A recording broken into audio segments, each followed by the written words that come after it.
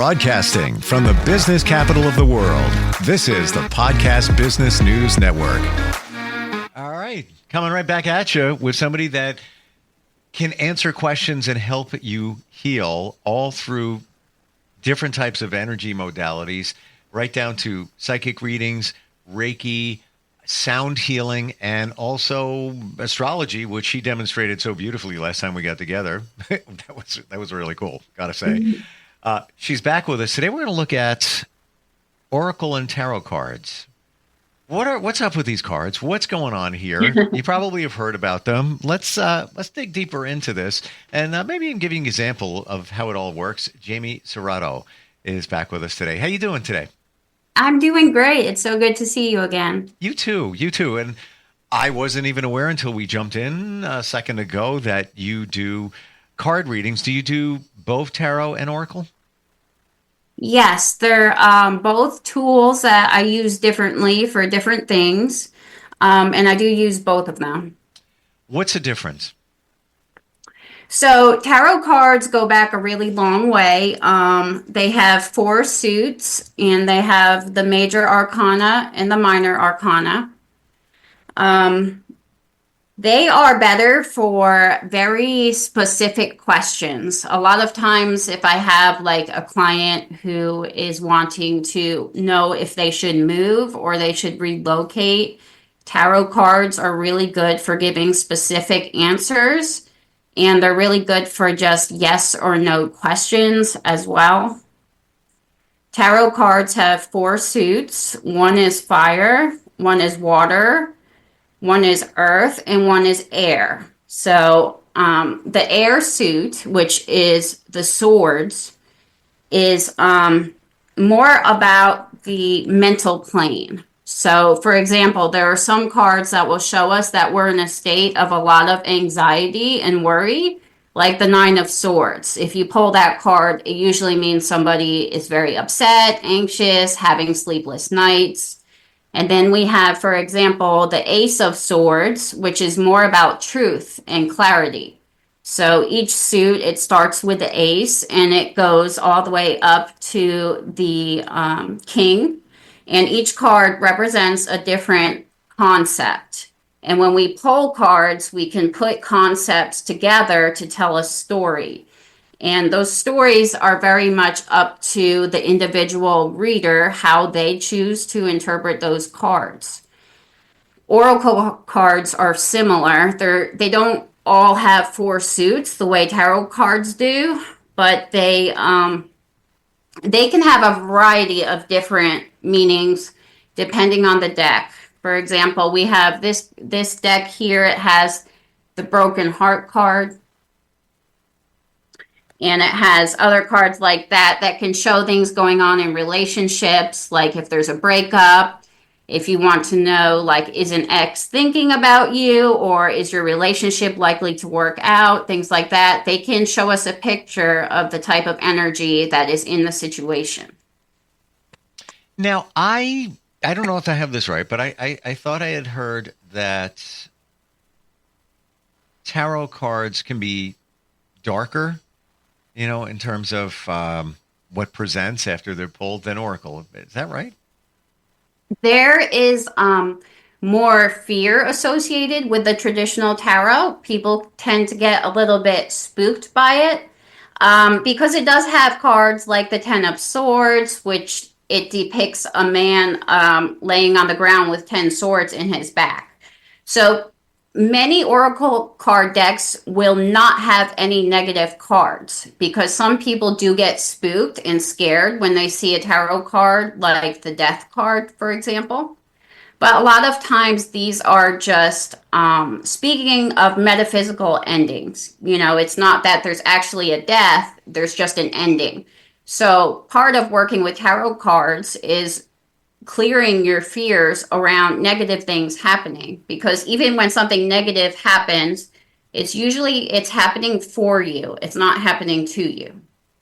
So about 2 months ago, I got a deck of cards, figured I'd, mess around with it. I'm not sure what kind of cards they are because I wanted the most simple I could deal with. They're called angel cards. They might be Oracle angel cards. Kyle Gray is the guy behind them. I don't know if you've ever heard of him. I hear some people have heard of him. So I mess around with pulling cards just for fun. Easy to interpret. I don't even have to go to like a book or anything. I wonder, after you shuffle them and you pull cards out, some people have said, "Dude, the card jumped out for me." What's going on? Is it the universe already knew you were going to pick that card out and it is the right card for you? Even if you shuffle the deck and you've got 3 cards on top, 1, 2, 3, and those are the ones you grabbed. Is it that the universe already knew you're going to grab them, and that's the answer to what you're looking for? Yeah, so it's synchronicity, and everything is made up of energy. Even the cards are, when you break them down to the atoms, right? They're made of energy. Sure. So the way I think of it is we are all magnetic, and the card that is a vibrational match to you in that moment, especially when you are focused in on your question, is the card that you're going to pull or that's going to pop out of the deck while you're shuffling. And also, people also use patterns for tarot cards. For example, like a Celtic cross reading, where they pull them with specific positions in mind. So you can pull, let's say, 10 cards and already have it laid out. So the first card is going to be the problem at hand. The second card could be subconscious factors. I actually have a book with 1,000 different tarot card spreads. Wow. So there are many different ways you can use them, and you can also make up your own system to learn and learn to divinate. Can we pull some cards as an example? Yeah, sure. Now, how do you make a decision whether to go between tarot or oracle? I like using oracle more for relationships and emotional situations. They can kind of give me a read on that. And I prefer using tarot more for black and white questions, like a yes or a no. Should I move? Should I not move? And that's just what works for me. Mm-hmm. If you're new to cards and you're a little wary of working with them, I definitely recommend starting with oracle cards because they tend to just be a little more gentle in their messages. Gotcha. Yeah. And I guess that goes back to what I heard, that, the tarot could be a little bit darker. We just need simple answers. Yes or no. Gotcha. Okay. So you shuffle them, and then do you typically pull 3 cards at once? Is that how it works? Yes. I do. And the way I've been using them lately is when I do a reading with someone, if I'm not channeling the answer immediately, I pull cards to help and assist me with the reading and get more information. They're like my little helpers. Should somebody ask you the intent, a question before you pull the cards? How does that work? I always wondered. Yes, it's very, see, I just pulled cards at random right now, but really it's best, you can do that just to see if you get any downloads from pulling those cards, but really it is better to have a specific intention in mind that we think of before we even start shuffling. You tell me how you want to roll. Well, give me a topic or a question. I'm gonna hit you up with the one that I'm sure you get the most. When am I finding the special person in my life?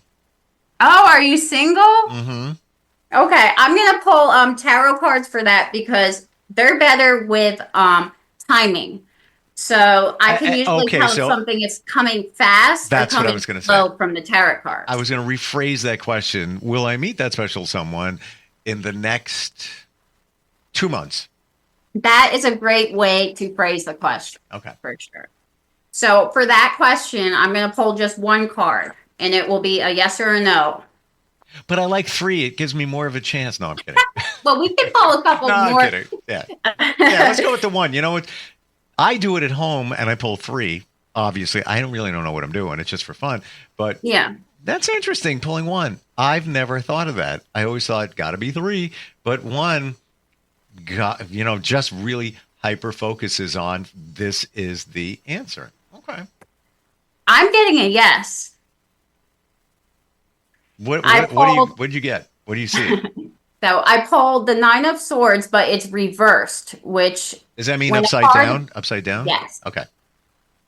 So when a card is upside down, it usually means you're coming out of that emotional state.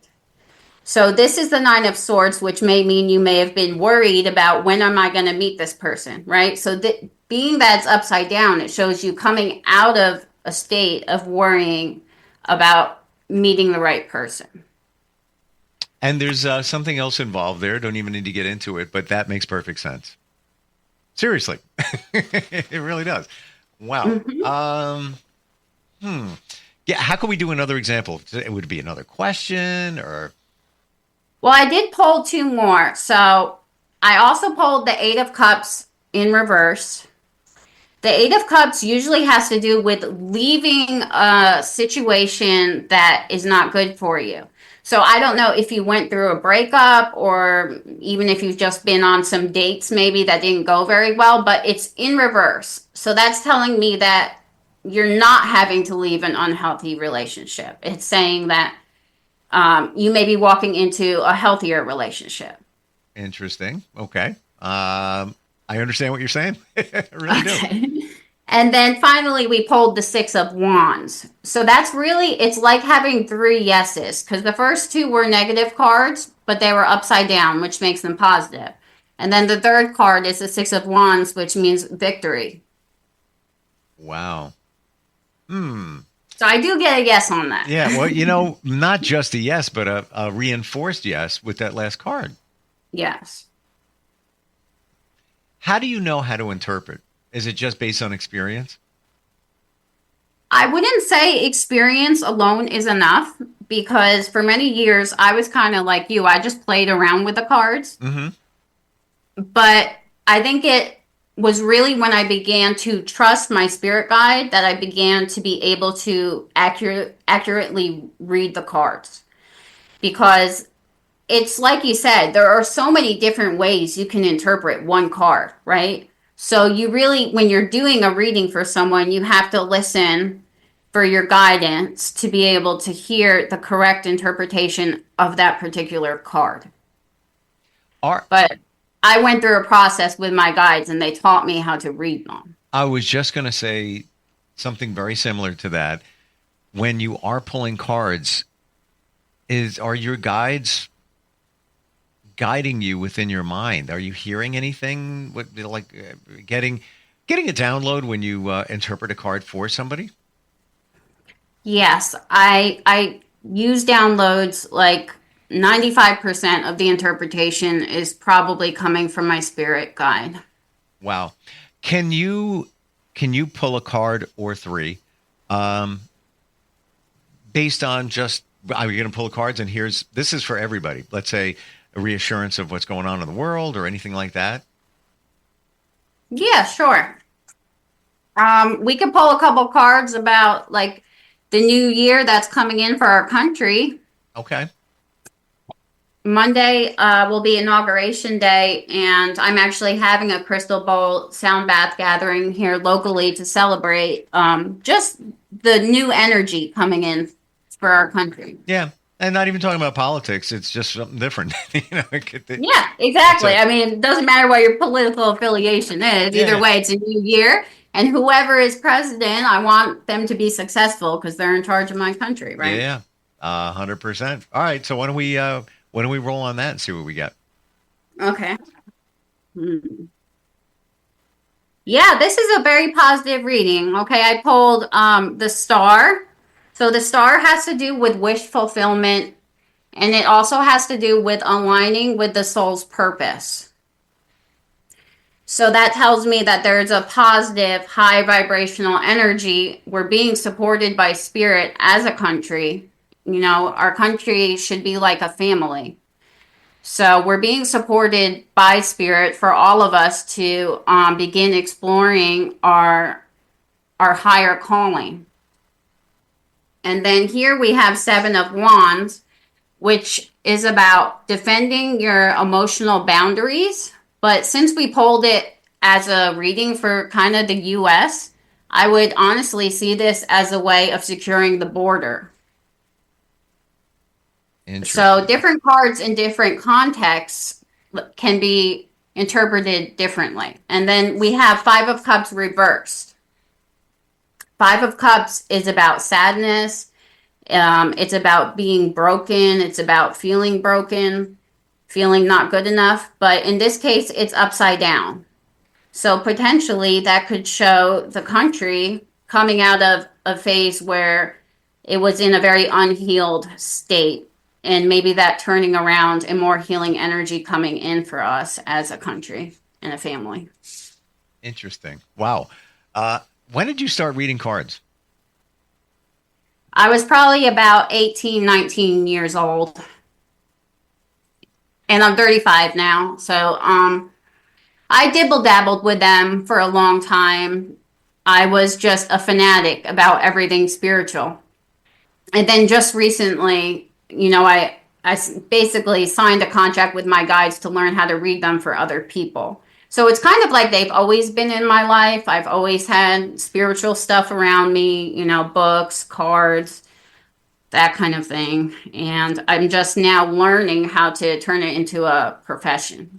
I want to learn more about what you just said about signing a contract with your guides. What does that mean? So we have soul contracts Mm-hmm.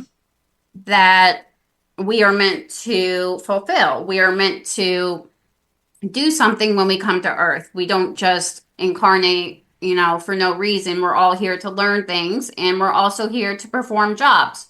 So once we have completed all of our lessons that we need to complete for our personal growth and our well-being, and we're in a really stable place, sometimes spirit will kind of tap you on the shoulder and ask you to work for spirit and help people using your gifts.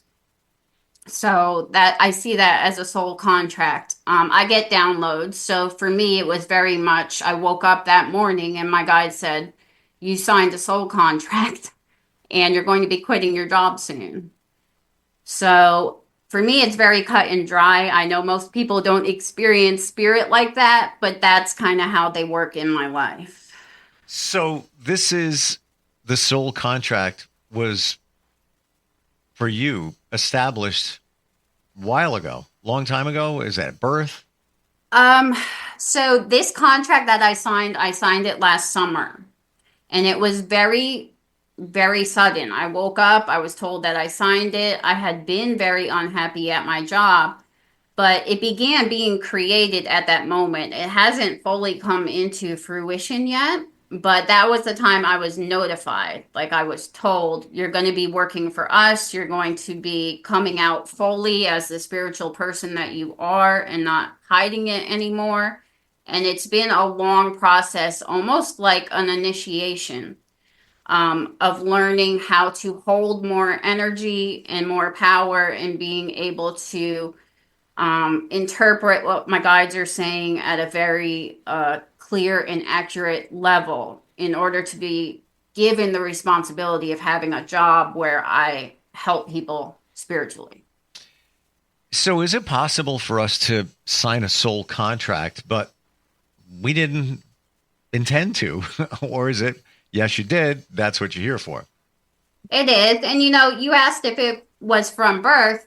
I think it's dependent on our free will too, right? If I made free will choices to not heal myself and to not be on an ascension path, then I might not have gotten to the point where my guide said, okay, she's ready to start reading for other people. So our free will plays a big part, and you can use your free will to break contracts as well. And it's important to know that, especially with like soulmate relationships, if you're in a toxic soulmate relationship, you are allowed to break that contract and nothing is going to be forced on you. Would you say the contract is part of the Akashic records? Yes, I see it as the terms of our agreement for our incarnation. I take incarnation very seriously. I have memory and awareness of, speaking with guides, meeting with guides before I came to Earth, and knowing that I was here on an assignment and a mission, and I take it very seriously.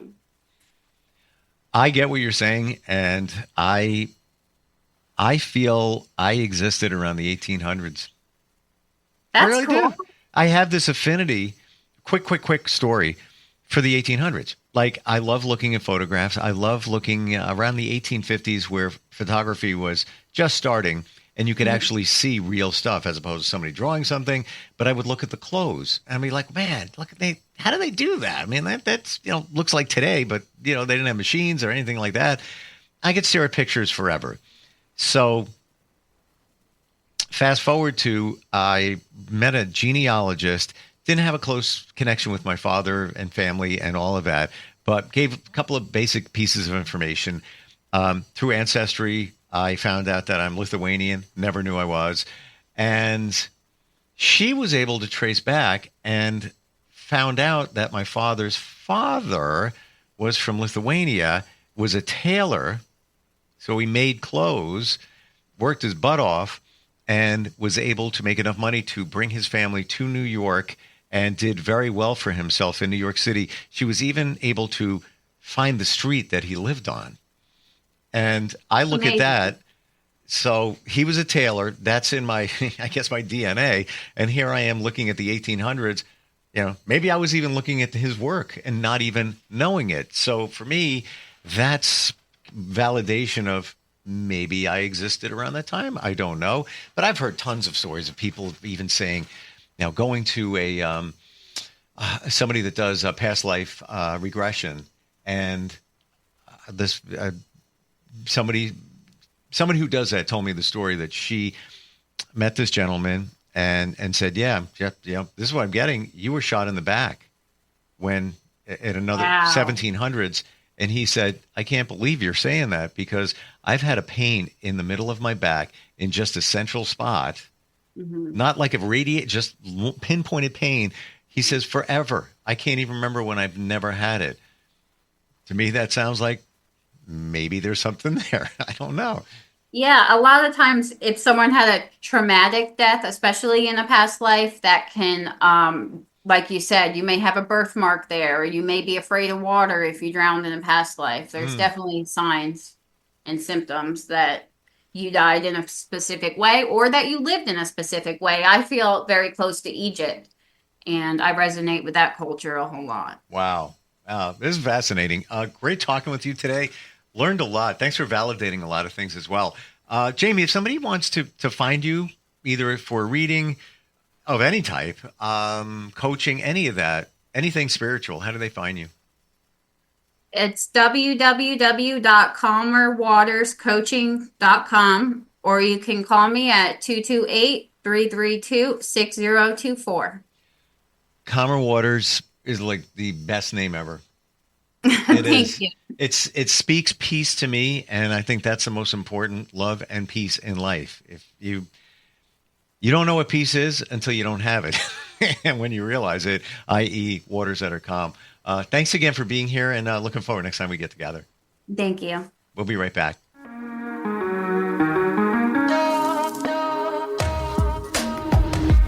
Broadcasting from the business capital of the world, this is the Podcast Business News Network.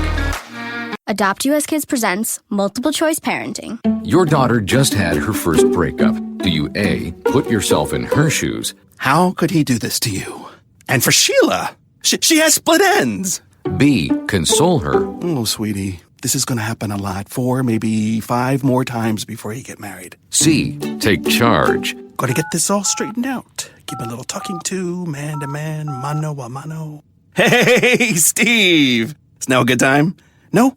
Okay, no problem. Bye. Or D, help her find a new boyfriend? I know a great place to meet boys.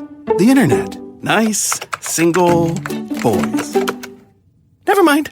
How about some ice cream? As a parent, there are no perfect answers. But you don't have to be perfect to be a perfect parent. Thousands of teens in foster care will love you just the same. For more information on how you can adopt, visit adoptuskids.org. A public service announcement from the U.S. Department of Health and Human Services, Adopt U.S. Kids, and the Ad Council.